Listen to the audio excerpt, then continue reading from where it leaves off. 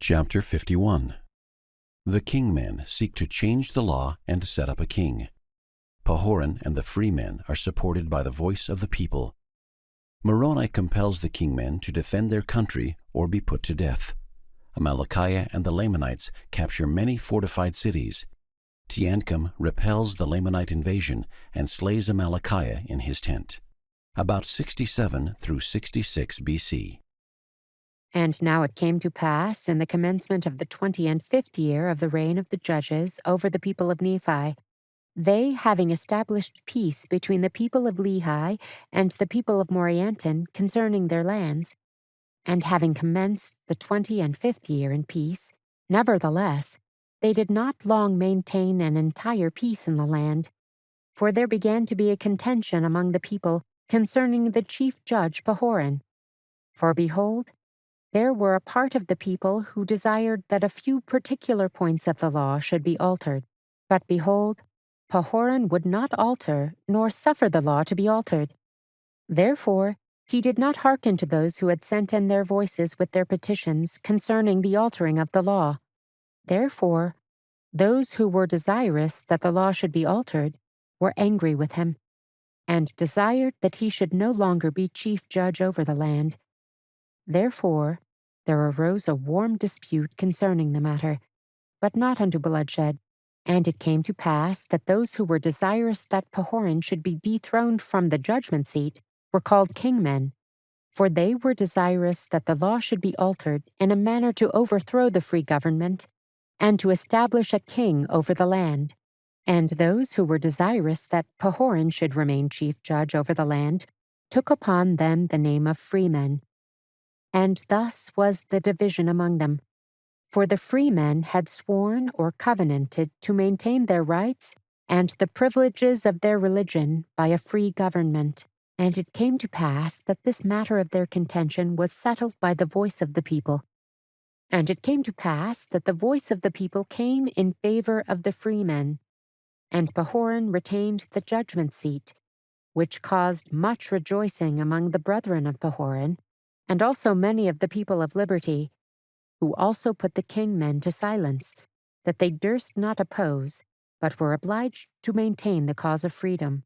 Now those who were in favor of kings were those of high birth, and they sought to be kings. And they were supported by those who sought power and authority over the people. But behold, this was a critical time for such contentions to be among the people of Nephi.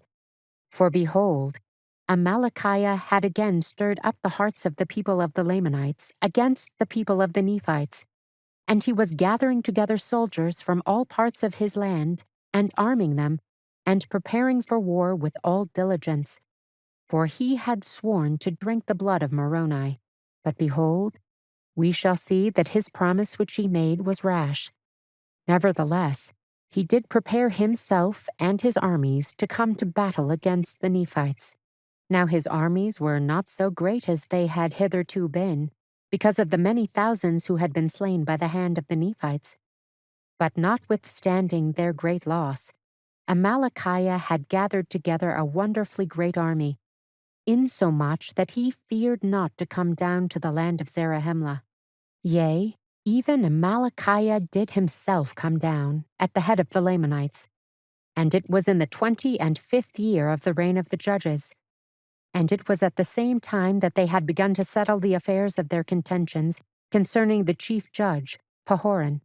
And it came to pass that when the men who were called kingmen had heard that the Lamanites were coming down to battle against them, they were glad in their hearts, and they refused to take up arms, for they were so wroth with the chief judge, and also with the people of liberty, that they would not take up arms to defend their country.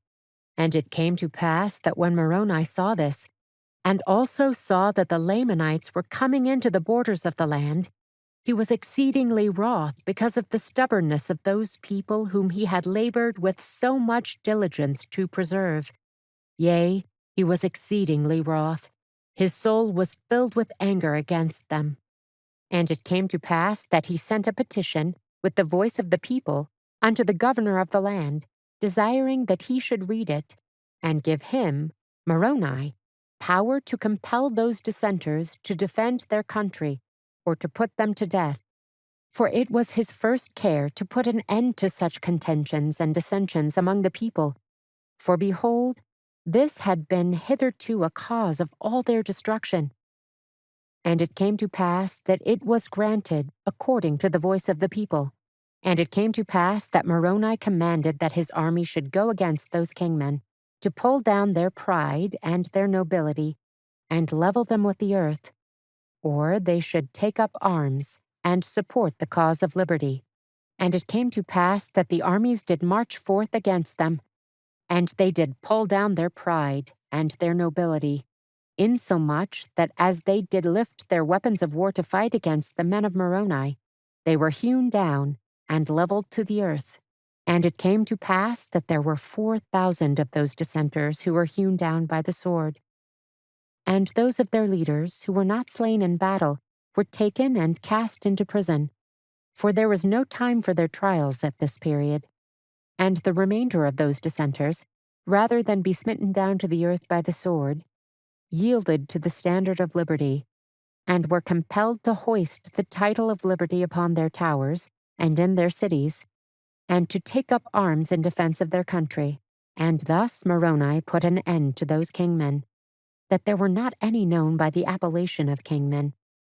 And thus he put an end to the stubbornness and the pride of those people who professed the blood of nobility.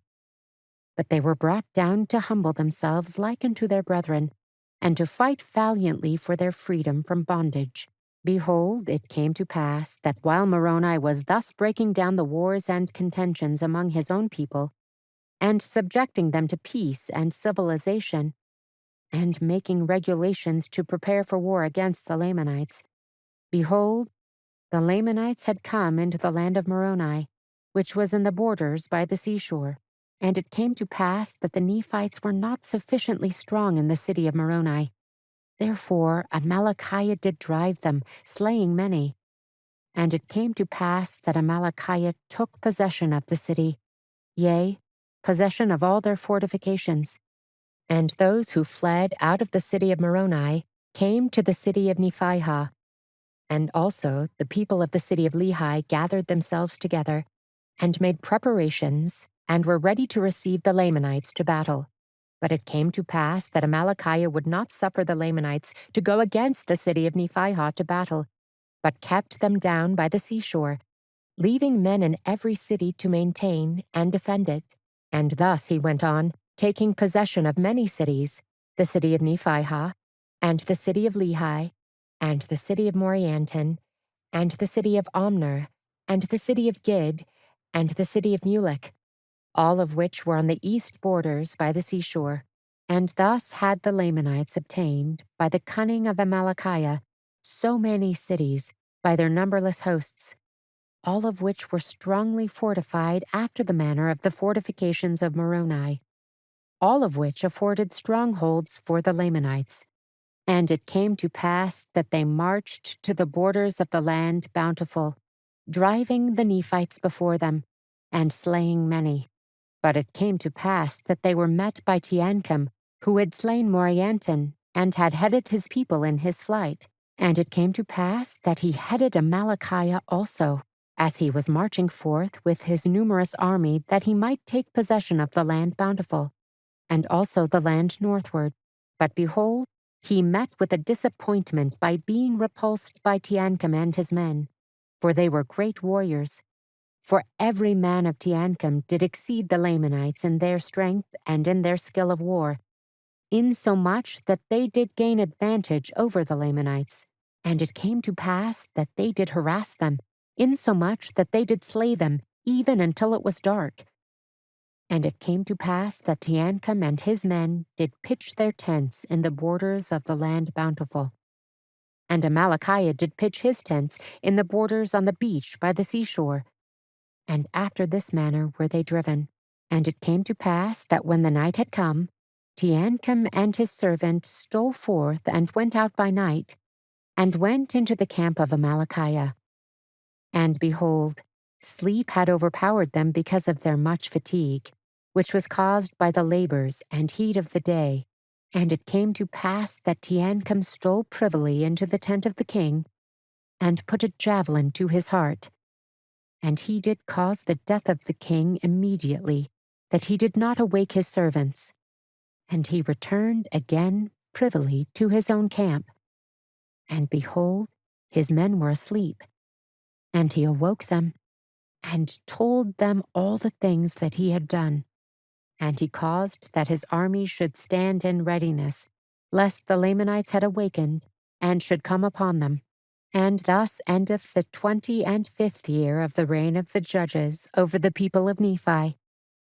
And thus endeth the days of Amalickiah.